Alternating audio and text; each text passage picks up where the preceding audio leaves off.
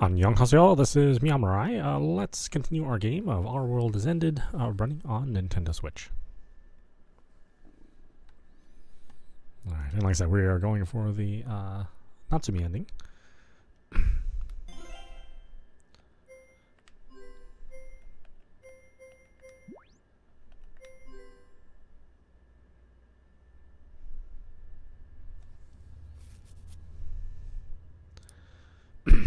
Yeah, so dead, it's kind of sad. In fact, it hasn't been touched for 2 weeks now. It's not just dead, it's 6 feet under. I can see why they're so serious about this. It really makes me want to increase the post count. Right as I'm about to do that, a new post appears. It's a Wadi-san. His post is followed by another. This is Iruka-san. J7 members are pretty much the only people posting here, making it feel less like a thread about the game and more like some weird troll thread meant to put people off with excessive praise. Also, aren't both Awadi-san and Iruka-san acting too much like themselves? I mean, look, Iruka-san's actually posting like he's a developer. Looks like he realized it and added a comment to try and mask it, but it's already too late. He should really try acting more like a normal poster. They're both good examples of what not to do here, so I do the opposite and type up a basic harmless comment.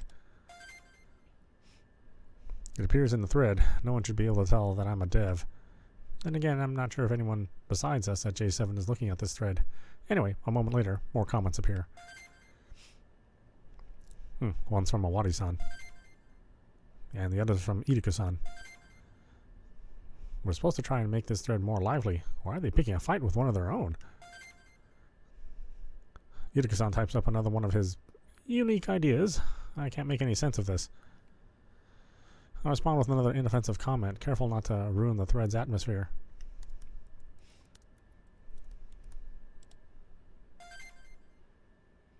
Why am I the one who's supposed to apologize here? This is getting on my nerves. Suddenly a Dark Angel of Chaos post is in the thread. It somewhat surprises me since it's a nickname used by another one of J7's members.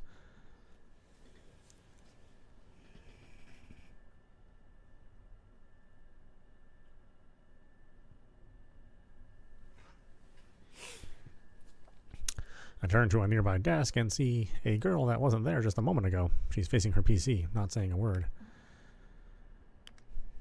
I guess she's what you call a goth?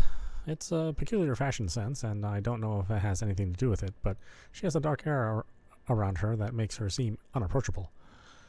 Nevertheless, she's a real beauty. Her glasses suit her well, and I can't help but momentarily become mesmerized by her side profile. She's another worker at J7 and the one using the name Dark Angel of Chaos. Natsumi Yuki-san. I never confirmed it, but I'm quite sure Natsumi is just a developer name. The Tsumi there stands for sin, which isn't exactly something you'd use in a real name. Her role in this company is basically anything to do with visual design. It covers character design, UI design, logo design, and many other visuals. She also actually lives in this building. Awadi-san owns it, and she pays him a monthly rent of 30,000 yen for a part of the third floor. Natsumi-san rarely steps outside the office, making her an oddball who actually lives in the company she works at. Natsumi-san, ohayou. The dark barrier scares me, but I still muster the courage to greet her. It's probably a strange thing to say good morning at this time of the day, but it's a workplace where the concept of day and night holds little meaning, so it's normal for us to use that greeting the first time we meet that day. Natsumi-san slowly looks around and then stares at me with eyes seemingly devoid of emotion.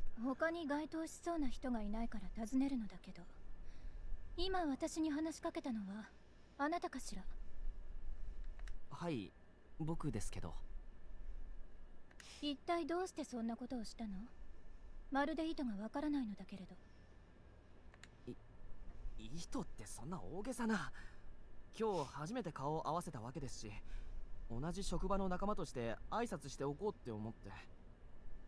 あなたが私の仲間ですって？はは、面白くて死にそう。She laughs, but her face shows no emotion. It's actually a bit scary. あの変態が何を考えているのかは知らないけれど、私はあなたのことを仲間だなんて思ったことは一度だってないわ。むしろ邪魔だと思っているくらいだし、何の志も思いも信念も持たない人間が私に対して仲間だなんていう言葉を使うことに吐き気がする。さすがに本人の前では言えないけれど、早くここから消えてくれないかしらと思っているぐらいだし。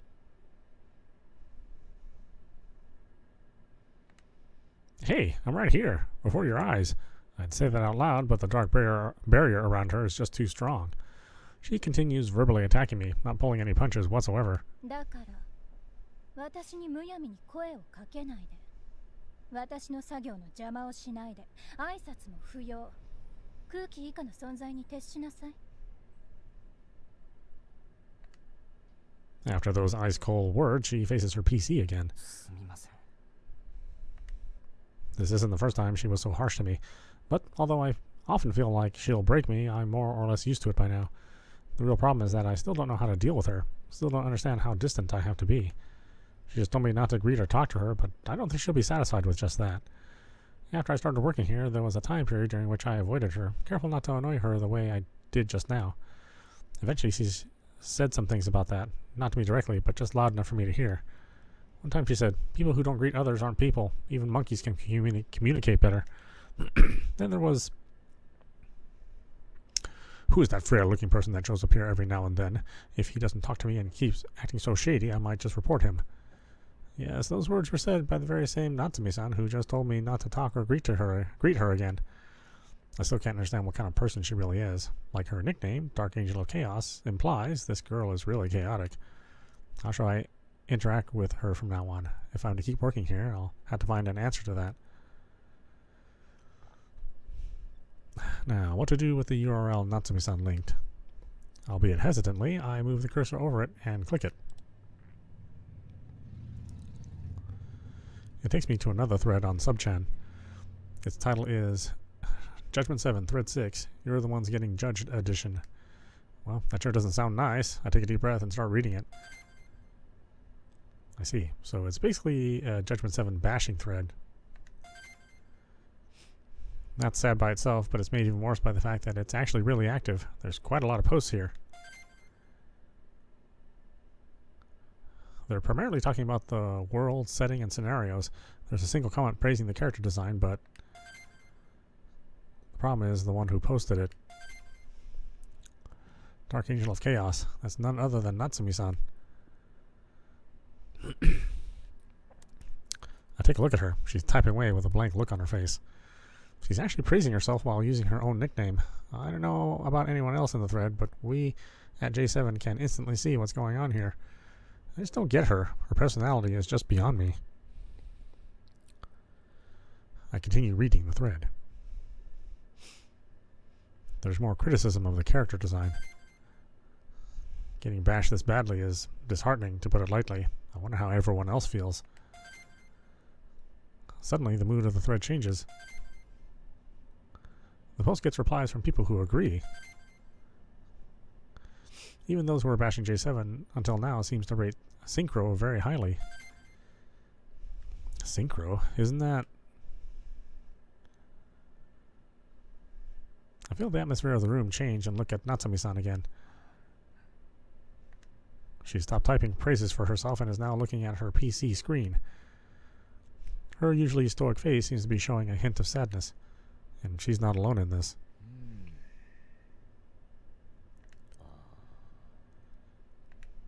Wadi-san and Iruka-san's expressions seem a bit stiff too. It's clear that it's because of the comment on the subchan. Synchro is short for another one of J7's games, Synchro Dive.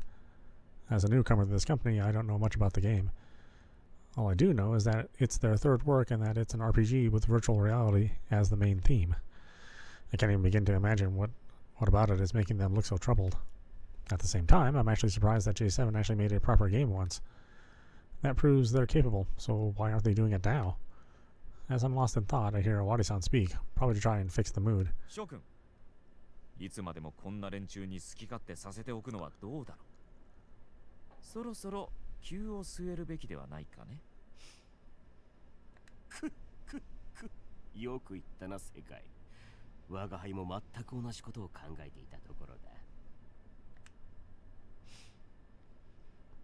今こそ裁きの神が降臨せしとき、不届きなる輩よ、拙者の鉄により砕け散るがいい。いざバニッシ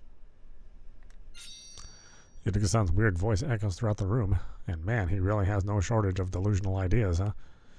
Well, I'm pretty much used to this by now, but I'd appreciate it if he was a bit more organized on that front. Anyway, the fact that he and Awari-san are about to enter this thread is a problem that can only result in a flame war. 尾張さん、イルカさん、こういうのは放っておいた方が、あえて火に油を注ぐことはないんじゃないですか? I should have known they wouldn't listen to me. They just started typing away at immense speeds and posting up a storm of comments supporting J7. They don't even refrain from calling the critics idiots or brainlets. Even the Dark Angel of Chaos, Natsumi-san, joins in and fans the flames, quickly making the thread even worse. The heat coming from my screen is so bad, I can't help but back away. ほら、レイジ君。何を傍観しているのだ。君も早く加わりたまえ。そうだ、ナンバーゼロ。我が輩たちのたぎるフォースの力を解き放ち、この先生を勝ち抜くのだ。こいつら手強いじゃないか。こうなったらドス攻撃でサーバーをダウンさせて。尾張さん、それなんかわかんないですけど、犯罪っぽいので絶対にやめてください。くらーひげあつけあと4コマ無限地獄コピーペー。 I really don't feel like joining this, but I can't really go against what they want, so I place my hands on the keyboard. The heat of the sun outside, the office with no air conditioning, they're nothing compared to the burning hell of a thread I've resolved to dive into.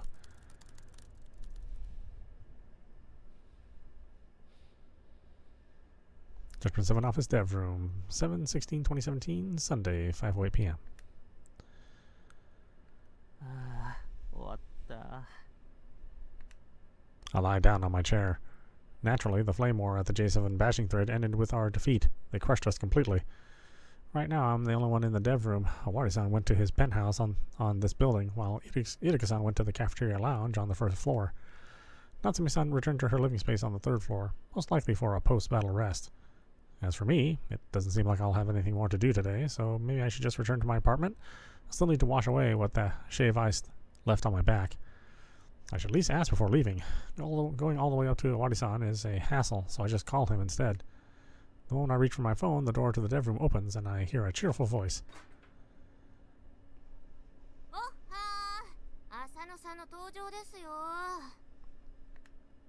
It's a beautiful woman with an upswept hairstyle. Her cheeks are slightly flushed. There's a vinyl bag in her hand and I can see lots of sweets inside.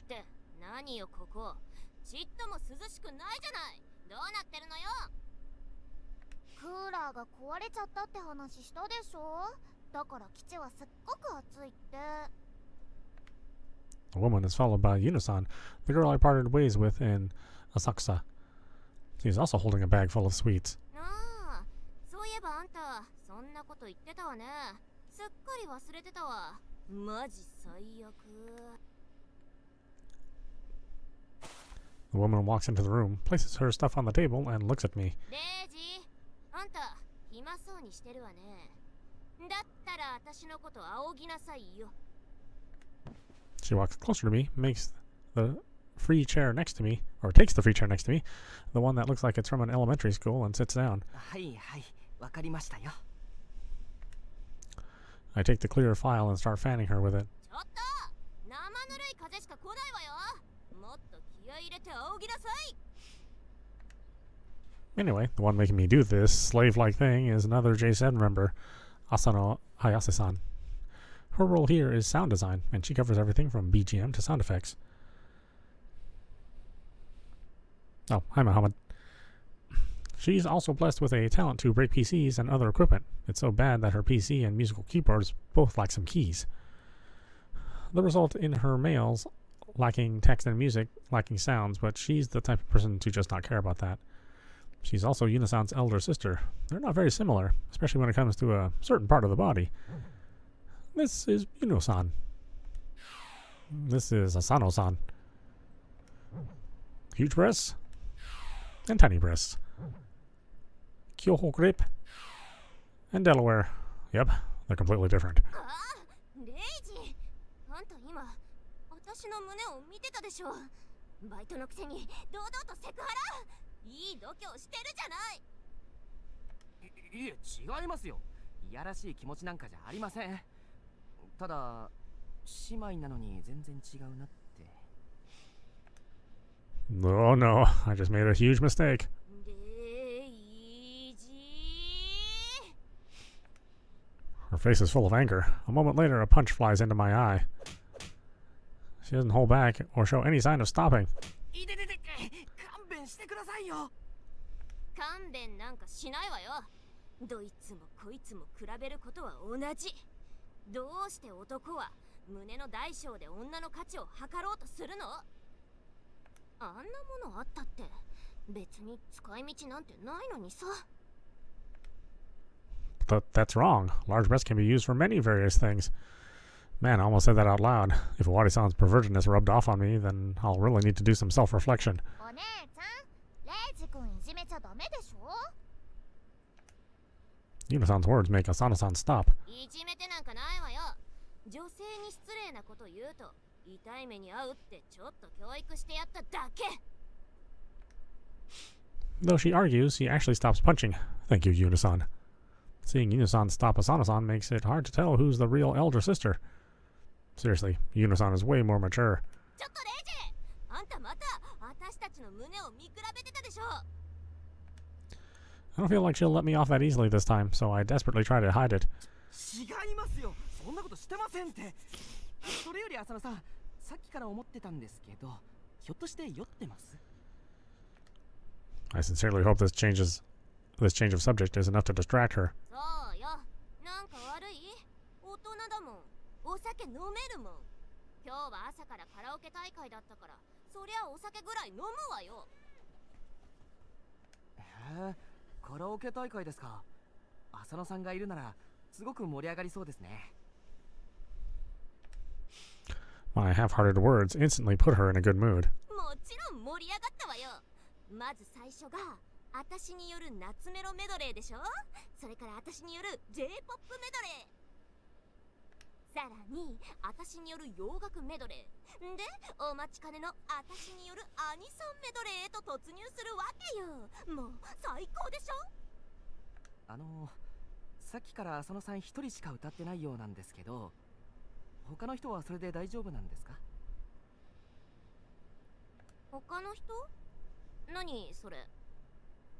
え、だってカラオケ大会なんですよね。だったら他に何人かいるんじゃ。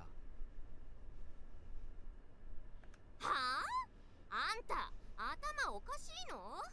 他人とカラオケ行ってどうするの？カラオケって一人で行くもんでしょうが。そうなんですか？他人の下手くそな歌とか聞いてあんた楽しいの？嬉しいの？感動するの？癒されるの？私は全然そんなことない。だからカラオケ大会を一人でするのは当然のことなの。ちっともおかしくなんかないわ。確かにおかしくありませんね。She's saying that while tightening her fist, so I have no choice but to agree. I imagine Asano-san waking up early this fine Sunday to go to a karaoke meeting and sing there all by herself. It's quite a saddening picture. Honestly, that's actually the best way to describe her. She's a saddening or just sad beauty. Her violent disposition, her talent to break machinery, her breast size. It's all just so... レイジ君、お姉ちゃんはお友達とカラオケに行こうと思ってもできないんだよ。だってお友達が一人もいないから。Yuno-san reveals that saddening info with a bright smile on her face. The fact that there's not a hint of malice in that smile is what makes airheads like her so formidable. 言うの。あんた余計なこと言わなくてもいいの。Asano-san tries to stop her, but alas, she's dealing with a supreme airhead. Yuno-san just keeps talking and revealing even more of her sister's sadness. でも今日はちょっとだけ二人で歌ったりしたんだよね。お姉ちゃんがお財布を忘れてお店を出られないっていうののこと呼んだから。Ah, so the callback was an SOS from Asano-san. So not only did she go to a karaoke meeting early in the morning, but she also forgot her wallet and had to call her little sister for help. Yep, that's just sad. You'd think there was a limit to how sad a person can be. Looks like not even Asano-san could win against this deluge of her little sister's airheadedness. いいじゃない。姉妹で仲良くカラオケできたんだから。それよりあんたアイスクリーム買ってきてたでしょ。早く冷蔵庫に入れないと溶けちゃうでしょ。あ、そうだった。言うのうっかりしてたよ。早く冷蔵庫に入れないと溶けちゃうね。トロトロのアイスなんて食べにくいもんね。Mina-san leaves the dev room to go to the first floor lounge and put the ice cream in the fridge. The dev room has a fridge too, but the one down there is newer and freezes things better. Asano-san sighs in relief. She's probably glad that Yuna-san won't be revealing any more of her saddening points. I'm kind of disappointed. I wanted to hear more. As though she read my mind, Asano-san glares at me with sharp eyes. レイジ、なんか私に言いたいことでもあるわけ？激しくはありません。ま、別にいいけどさ。ところで、変態は何してんの？人のこと呼びつけておいて、留守なんてことないわよね。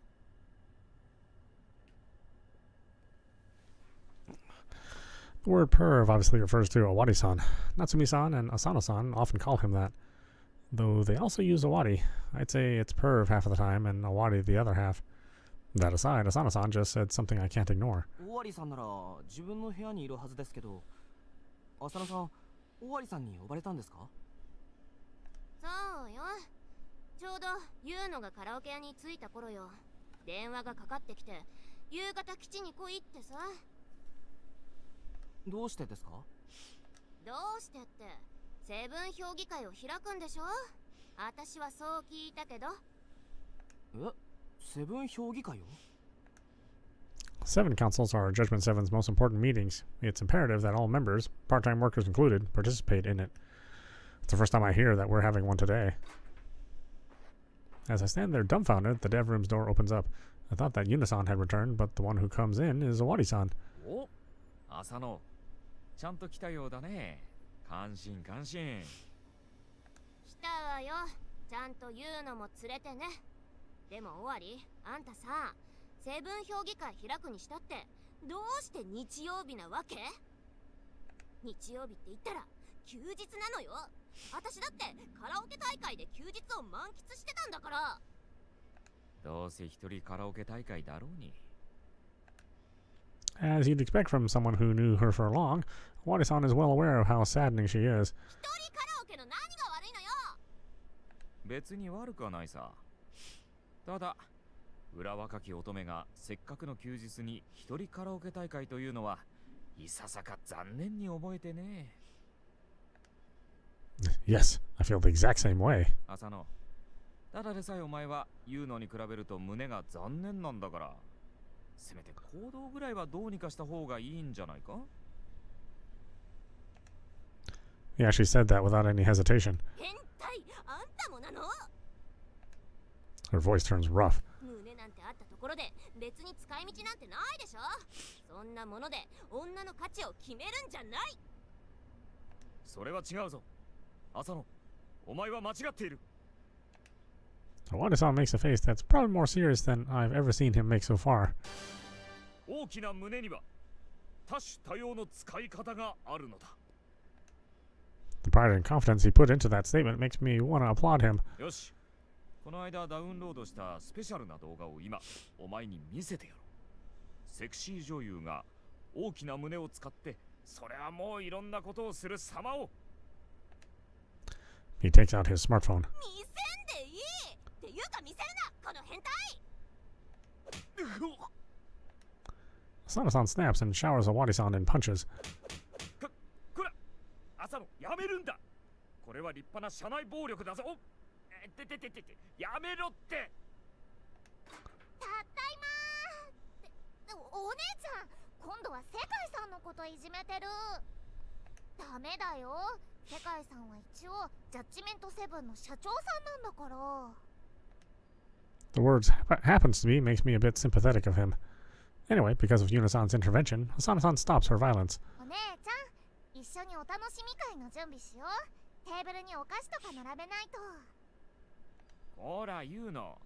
お楽しみ会ではなくセブン評議会だと何度言えば。ああ、そうそう、お楽しみ評議会の準備だね。お楽しみ、お楽しみ。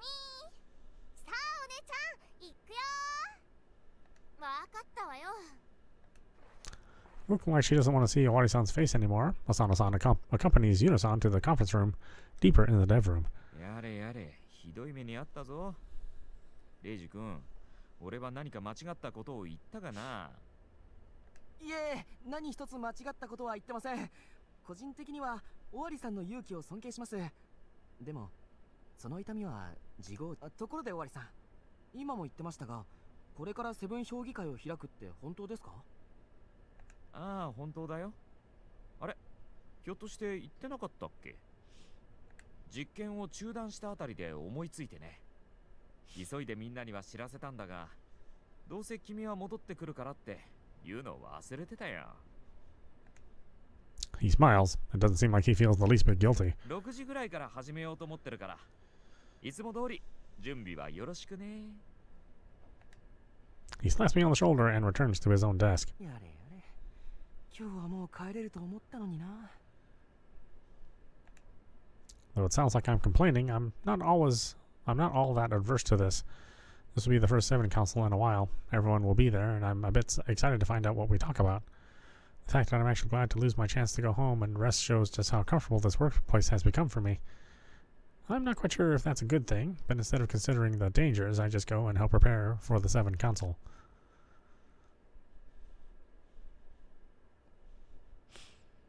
Judgment 7 Office, Conference Space, 7/16/2017, Sunday, 6:03 p.m. Everyone gathered at the conference space for Judgment 7's most important meeting, the Seven Council. Yuno-san and I quickly finished their preparations. Asano-san helped a little, too, so there were no problems on that front. Then again, the preparations didn't involve any document handling and whatnot. We just had to place some snacks and drinks on the table. The pizza Yuno-san ordered makes this look like an actual party, but that's how it is every time. The only conference-like thing there is the laptop. At least it would be a conference-like if it didn't display a beautiful blonde lady in a swimsuit. よし、食べ物も飲み物も十分にあるな。これなら会議の途中でエネルギー切れになることもないだろう。Awari-san looks at the selection of food and drinks and nods in satisfaction. He then faces the laptop and talks to it. おい、タニチか？ちゃんとこっちの音声は届いているかい？問題ないぞ。ちゃんと聞こえてるのだ。The laptop responds with a voice coming from its mini speaker. The one talking is Tatiana-san. Her full name is Tatiana Alexandrovna Sharapova. Wow, I actually remembered it. Good job, me. Tatiana-san is another J7 member. She works with Awari-san as a sub-programmer. Apparently, her programming speed is greater than his, and I don't think we would have survived the June of Nightmares without her. She's capable for sure, but I still don't actually know what kind of person she is. She's usually in some sort of lab in Hokkaido, and she rarely comes in here in person. That's why she participates in conference through voice chat. All I know is that she's Russian and young. I once asked Yuno-san about her, and she said she's very cute, so it's safe to assume she looks good. During voice chats, he uses a pic of a sexy blonde lady, but I don't think that's actually her. Still, I think I can expect a similar appearance from the real thing. I mean, what's the point of using that pic otherwise? And if her programming skills are recognized by Awari-san, I can assume that she's about as old as him. She sounds a bit young, but that's probably because she's not too good at Japanese yet. It's kind of charming, to be honest. She's Russian, and even her name, Tatiana, sounds kind of sexy and glamorous. Yeah, I'm sure I can expect something great. I lose myself in my imagination and nonchalantly stare at the sexy blonde beauty on the laptop. Before I realize it, Natsumi-san is staring at me with the coldest of eyes, like she's looking at some insect. あなた、尾張と一緒にいすぎて変態菌が移ったんじゃないの？いえ、違うんです。喋らないで変態菌が飛ぶから。口も開かないで。いいえ、むしろ息をしないで。Oh, I see. So you want me to die? Well, it's true that I stared at the screen with a bit of a perverted mind, so I guess I deserve a scalding comment or two. ほら、世界、何をしてるのだ。さっさと始めるのだ。タ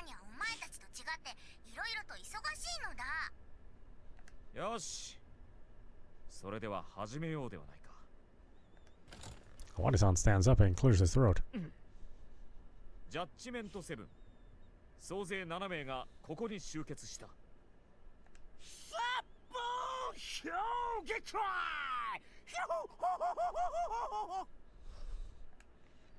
Utica-san raises his voice, and we, all as one, completely ignore him, and so begins another Seven Council. で、日曜日に全員集めて一体何を話そうってわけ？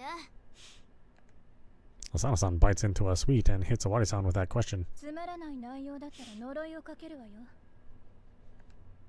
Natsumi-san takes a candy and throws it in her mouth. Suddenly, she grimaces. ちょっと、なんなのよこのキャンディー。あ、それは新発売の飴と靴キャンディーだよ。当たりは美味しい蜜の味なんだけど、外れは靴の味って書いてあるの。 Yuna-san answers while looking at the candy bag.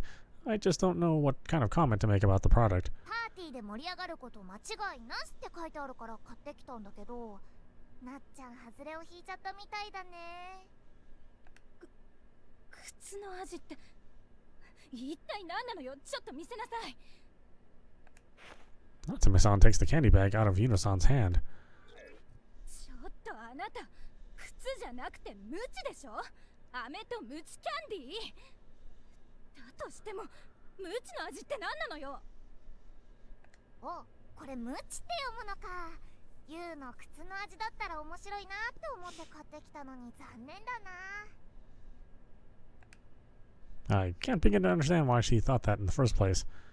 おう、ロシアンキャンディーというわけか。面白い。我が輩のラックを試す時が来たようであるな。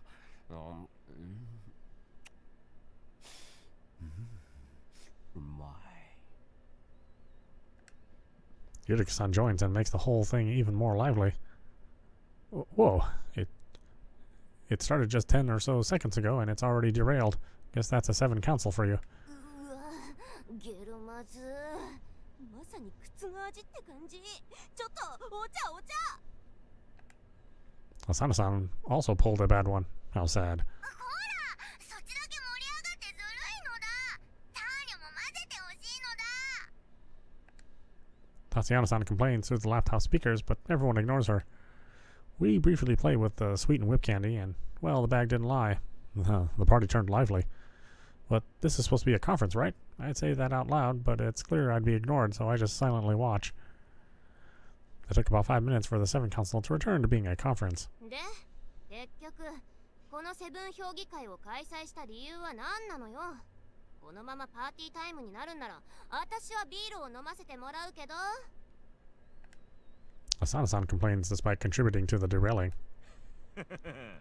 そうせかすんじゃないよ。今からそれを発表するところじゃないか。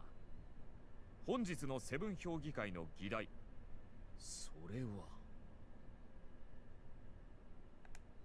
He makes a needlessly long pause and... ズバリジャッジメント7の次回作についてだ。制作を始めようと思うのだが、どうだろう。そろそろそんな話があるんじゃないかと思っていたぞ。世界ほうはひー。 The excitement compels Utica to make more weird sounds. 我が輩はどんな世界を構築すればいい。何でも言うかい。屍が終わってまだ1ヶ月も経ってないのに、もう次を考えなきゃなんないの？最悪。せめて夏休みぐらい取らせてくれたっていいじゃない。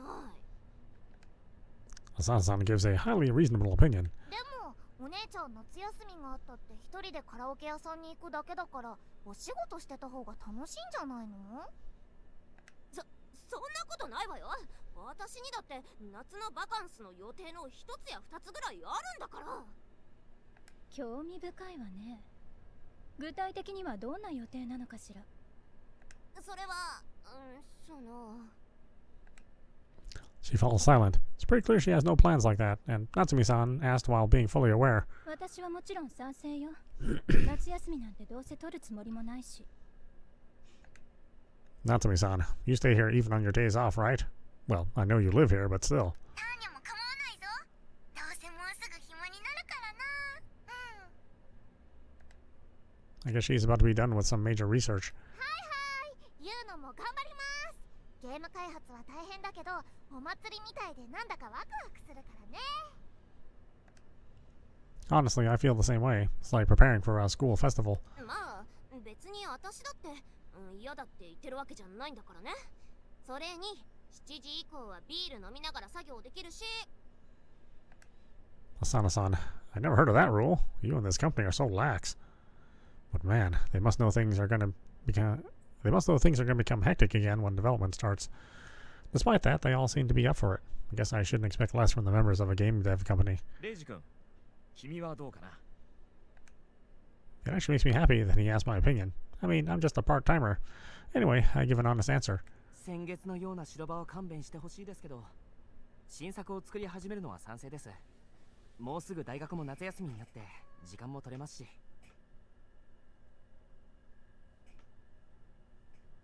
よし、メンバー全員の総意が取れたところで新プロジェクトを始動させようじゃないか。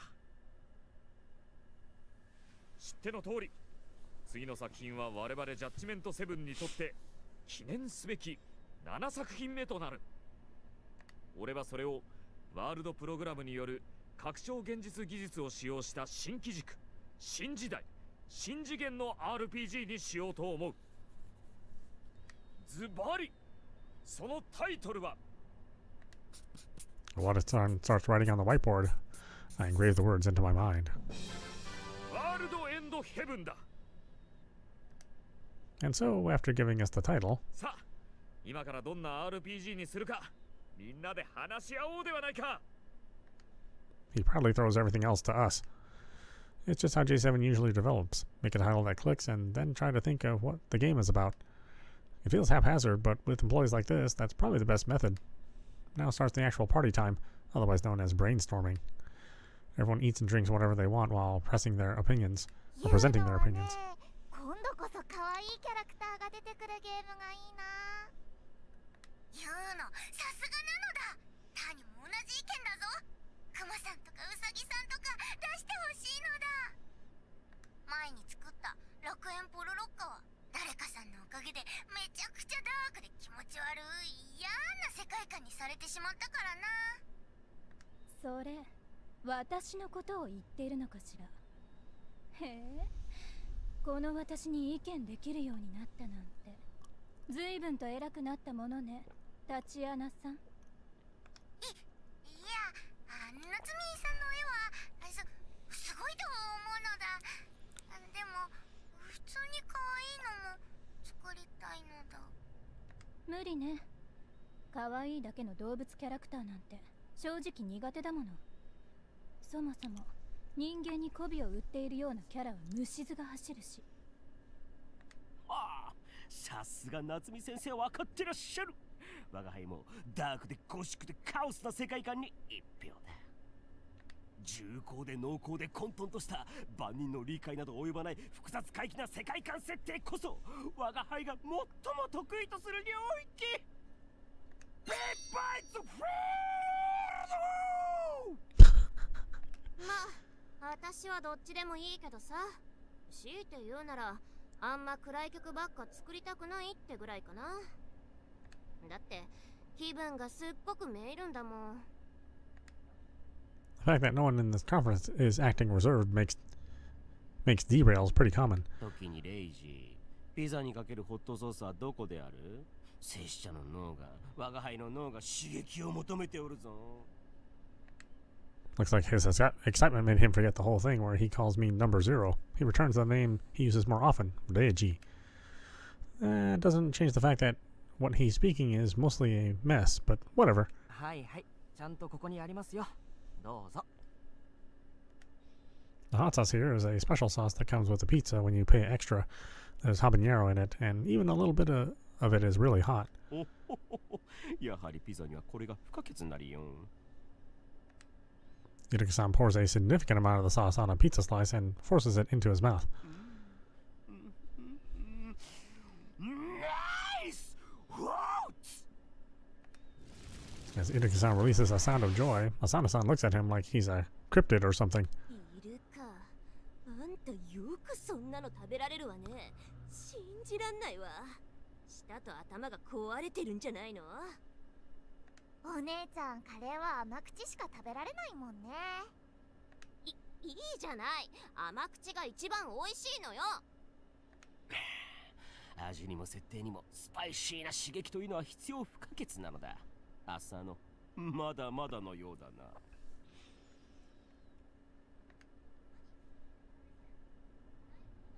てだけでお子様扱いされてるみたいですっごくムカつくんだけど。朝の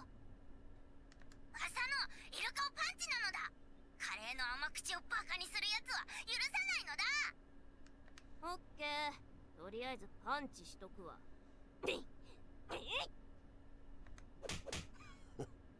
我が輩の肉の鎧を通してもなおこの痛み。朝のお前こそまさに武神マーグヒの化身。わけわかんないこと言ってんじゃないわよ。なあ、お姉ちゃん、イルカさんをいじめちゃダメだよ。イルカさんは自分で作った世界の中でしか生きられないかわいそうな人なんだから。Unisan's merciless words severely damage Iruka and make him drop on the table. Yeah, he has my sympathy. Suddenly, Awari-san, who spoke little until now, hits the table. ひらめいたぞ。ワールドエンドヘブンのコンセプトはスーパーホットだ。Super hot? For a moment, I wonder if there's a deeper meaning to that, but 辛さにもだえ苦しむヒロインっていうのもなかなかグッとくるものがあるじゃないか。he makes a lewd look. Apparently, to him, that's really all there is to it. Nevertheless, the group was given a keyword. Natsumi-san takes a sketchbook and readies her pencil. スーパーホット。もだい苦しむヒロインね。She starts drawing. Her movements are smooth and she completes a sketch in no time. こんな感じかしら。She drew a night girl burning in the flames of hell. The sketch is well drawn, but it's so dark and chaotic. It feels like it exudes an aura that could make people depressed. さすがは夏美先生。スーパーホットの一言からこれだけのイメージを導き出すとは。まさかこの乙女騎士こそが夏美先生の前世の姿ということなりな。Iruka-san is definitely excited, but everyone else is disturbed by the excessive darkness of the sketch. But that's inherent to her art, so none of us are actually able to say it. ねえ夏美、それって暗すぎない？見てて鬱になりそうなんだけど。Asano-san actually did it. 同じスーパーホットで連想するならこんな感じにしてくれないとね。Asano-san closes her eyes and hums the song she just thought of. どう？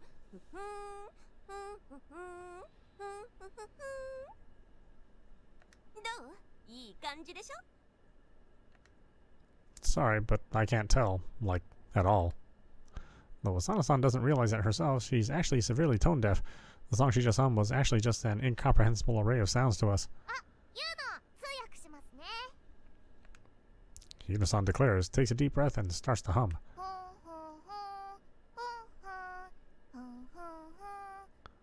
ほんほん。 Her humming is so good, I want an encore. It actually sounds like a part of a really good song. Did she actually just get all that from Asano-san's incomprehensible sounds? Is it because they're sisters, or because Yuno-san is actually good at this? Whatever the case, it's quite something. ちょっと言うの何やってんのよ。それは今私が鼻歌で歌ったメロディーのまんまじゃない。 And that confirms that Yuno-san's hum was also Asano-san intended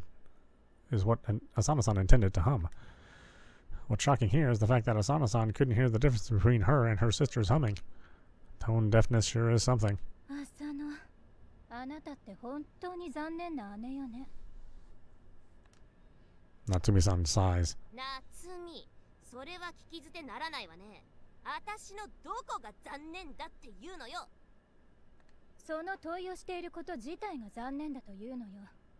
自分の残念さがまるで分かっていない。それは残念を通り越して残酷と言うべきかもね。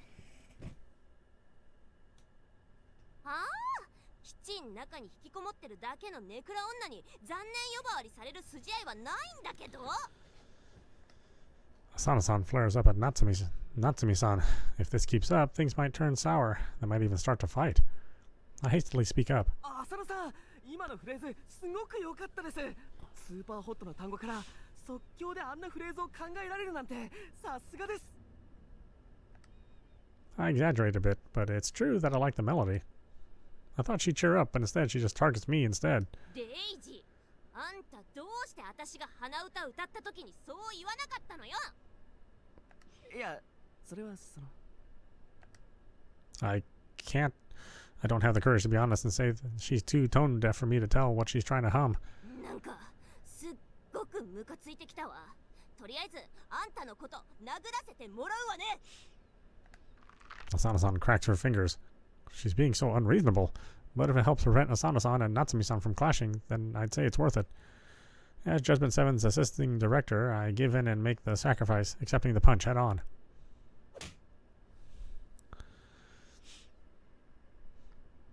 Judgment 7 Office Conference Space, 7/16/2017, 7:05 p.m. Sunday. The meeting, which feels like a chat at times, has been going on for an hour now. We've had lots of various ideas, some more useful than others, but it looks like we're running out now. ねえ、今更かもしんないんだけどさ。Asana-san faces Owari-san. 拡張現実技術って言ったっけ？それって実際どんなんなわけ？確かに新世界ゴーグルとかいうものは終わりから受け取ったけど、まだ肝心の拡張現実というものは見せてもらってないわね。確かに拡張現実技術による新たな世界を切り開くのならば一度体験しておきたいところではあるな。テイジ君は今日実際に浅草の街で体験したんだよね。プログラムの実験をしたんだから。Unisan's words make everyone look at me. だったら早く言いなさいよね。で、どうだったのよ。レイジ、ちゃんと説明するのだ。ほう、まさかこんな近くにあの禁断のマジック家の被験者が隠れていたとはな。これは話を聞かねばなるまい。レイジ君、新世界ゴーグルでどんな光景を見たのかみんなにズバババって説明しちゃおう。Being urged like that seriously troubles me. It's true that I use the NWG and experience augmented reality, but what I saw back then were sexy girls on the signs and Unisan in a school swimsuit. That's not exactly easy to say. Their stares pierce me. This isn't a situation I can talk myself out of. What can I do here? How should I respond?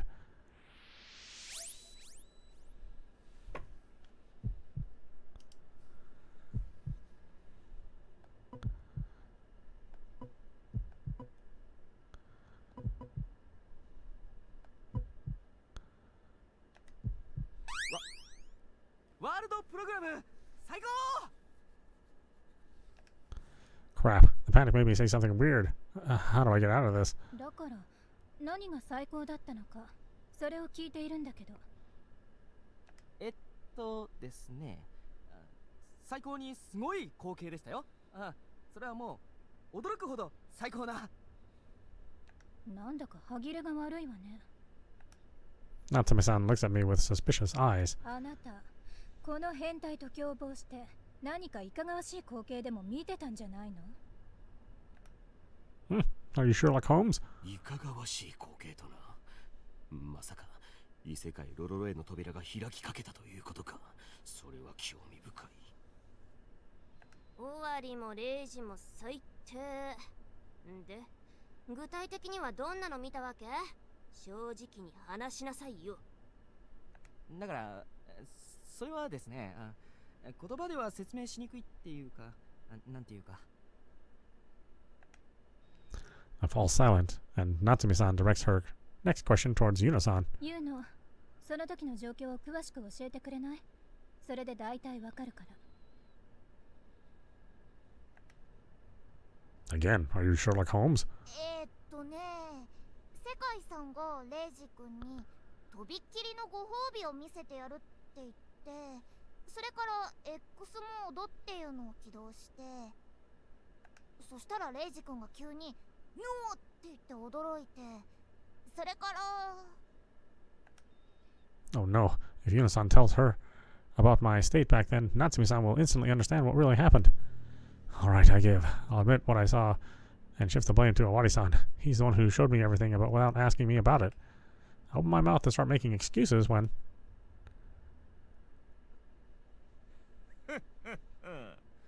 そこまでだ。それ以上、レイジ君を追求する必要はない。As if he was biding his time, Awari-san suddenly speaks up. 今から新世界ゴーグル、そしてワールドプログラムによる拡張現実のデモンストレーションを始めるからな。え、本当？やったー。ほうほう、ついにこの時が来たか。これは心して望まねばなるまいな。拡張された現実。少し面白そうね。興味が出てきたわ。Everyone's attention shifts to the NWG demonstration, and I heave a sigh of relief. Though Awari-san could have helped me out a bit earlier. Why didn't he? Oh yeah, it's obviously because he wanted to have fun watching me turn all flustered. A bit exasperated by his personality, I ask him something that has me a bit curious. でも尾張さん、大丈夫なんですか？ほら、昼間の実験の時、ワールドプログラムが暴走しちゃったじゃないですか。ああ、原因が熱暴走なのであれば、昼間に比べて基地の室温も下がったし、もう心配はいらないだろう。おい、タニチか？そっちで適当な VR ゴーグルを調達できるかい？できれば外部カメラがついてるタイプだ。大丈夫なのだ。そんなのは研究所の中にゴロゴロしてるのだ。じゃ、今すぐ探してくれ。見つかったらお前さんの PC に接続するんだ。そっちのポートは俺が遠隔で開けるからさ。研究所のサーバーを踏み台にして繋いでしまおう。相変わらずむちゃくちゃだな。証拠が残るとターニャが後で怒られるのだ。そんなヘマはしないよ。よし、それじゃあ各自新世界ゴーグルを持って再び集合しよう。We go to our desks, grab our goggles, and return to the conference space. Then we equip and turn them on like Awari-san tells us. The camera installed at the front of the goggles sends its video feed to the smartphone screen on the inside. I look at the others' NWGs and realize just how highly customized they are. It's like a part of themselves in them. I can't help but feel like my NWG, which I didn't modify at all after Awari-san gave it to me, is extremely shabby. I consider decorating it a bit more when I have the time, but I don't feel like I can make it have as much personality as theirs. After all, I'm basically normality given human form. タニチカ、ちゃんとこちらとリンクできてるかい？ Awari-san's voice reaches me from both his own mouth and the speaker in my ear. 大丈夫なのだ。ちゃんとつなげたのだ。お前たちの声もゴーグルから聞こえているぞ。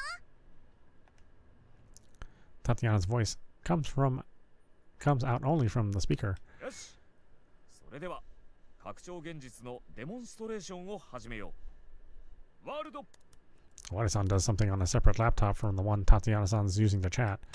Suddenly a ton of info overlays my field of vision. プログラムの起動準備は整った。あとはボイスコマンドで起動させるのみだ。ボイスコマンド？めんどくさ。あんたが適当に操作して起動させりゃいいじゃない。Asano-san says about the same thing I said today at noon. However, the one to argue against it this time is Iruka-san. ボイスコマンドこそ男のローマン。それがわからないとまだまだ修行が足らんな、朝の。あたし女子だし、そんなロマンわかんなくて当然だし。言うのは面白いと思うけどな。ではこの中の誰かにプログラム起動の栄誉を与えようではないか。さあ、手を挙げる者はいないか？我が輩にやらせてくれ。 Iruka-san raises his hand high. ならばいるか、任せたぞ。チェンジ・ザ・ワールド、それが了解じゃい。チェンジ・ザ・ワール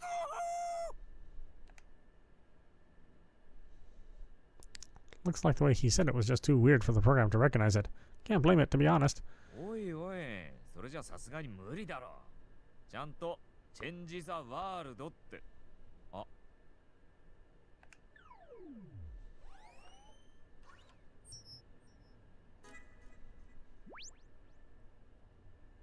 Looks like Awadi-san's words were actually recognized as the command.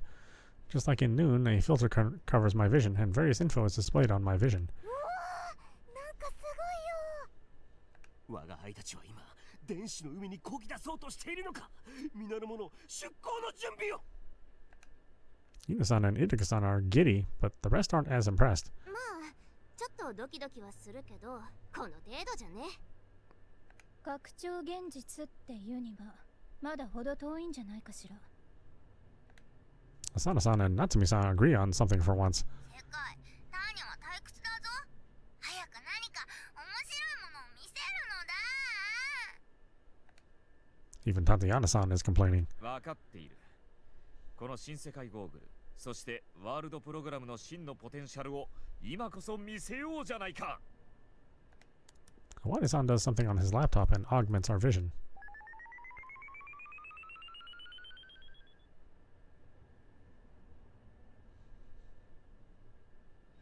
Textures are applied to what we see in real time. The familiar conference space becomes a dark dungeon you'd expect to see in RPGs. すごいよ。基地の中がダンジョンみたいになっちゃった。これは伝説の地下ダンジョン、モグラルスの迷宮か。まさか生きているうちにここを訪れることになろうとは。Yuno-san and Iruka-san are even more excited than before. これはさすがにすごいわね。Even Asana-san and Natsumi-san are at a loss for words. The quality of this AR is just that good. 研究所の中がダンジョンなのだ。おお、世界、これはすごいのだ。 Even Tatiana-san in Hokkaido sounds moved. I was really surprised back when the signs in Asakusa started displaying sexy women and when Yuno-san's clothes became a school swimsuit. But this is a level above that. All of my vision is augmented. I extend my hand. I don't actually see it, but I can feel the conference table here. This tech not only applies texture to things and makes them look like something else, it can also make things that are there become invisible. An RPG that utilizes this would be really awesome. 本当にすごいのはこれからだよ。そろそろダンジョンにはつきもののモンスターにご登場を願おうじゃないか。さあ諸君、セクシーでエロエロなモンスターとごくごく普通なモンスター、どっちか選んでくれたまえ。世界、そんなことは聞かずもがなだ。すべてはアカシックレコードに最初から刻まれているエロエロなモンスターだとだ。レイジ君、君の意見は？そりゃあまあどちらかといえばそっちの方が興味あります。いやね、変態菌がここまで増殖していたなんて。火炎放射器でもあったらすぐに焼き尽くしたい気分だわ。Not even the goggles can contain the coldness of her glare. ユーノやタチアナだって見るのよ。エロエロなモンスターなんてありえない。そんなの出したらセクハラでぶっ飛ばすからね。She's serious. 仕方ないな。今回は普通のモンスターにしておこう。Awadi-san momentarily seems to succumb to Asana-san's threats, but then... とでも俺が言うと思ったか。デモンストレーションではセクシーでエロエロモンスターが登場するとずっと前から決めていたのだ。I knew it. Awadi-san, you really are a model pervert. I can't say anything in front of the girls, but you have my silent support. Awadi-san does something on his laptop again. Source code of the program flies by, and a monster is gradually being created in the empty space. The silhouette of the sexy monster makes me gulp, but then it suddenly stops. あれでなんかおかしくなっちゃったよ。オワリさん、これって昼間の実験の時と同じですよね。あ、ワールドプログラムの暴走だ。くそ、どうしてこうなるんだ。He desperately starts working his laptop to try and bring the situation under control, but the program is still out of control. ちょっと真っ暗になっちゃったじゃない。どうなってるのよ。またプログラムの強制終了か。しかも今回は外部モニター機能まで行っちゃったみたいだね。ほう、我が輩たちは暗黒世界ダークネスダークに誘われてしまったか。闇を晴らす奇跡の石。シャイニングストーンを見つけなければ。イルカさん、こんな時に適当なこと言うのはやめてくださいよ。つまりどういうことなの？このまま蒸し暑いゴーグルをかぶってても何も見えないってことよ。さっさと。どうしてまたプログラムの暴走が起こる？ちゃんと検証してバグはなかったはずなのに。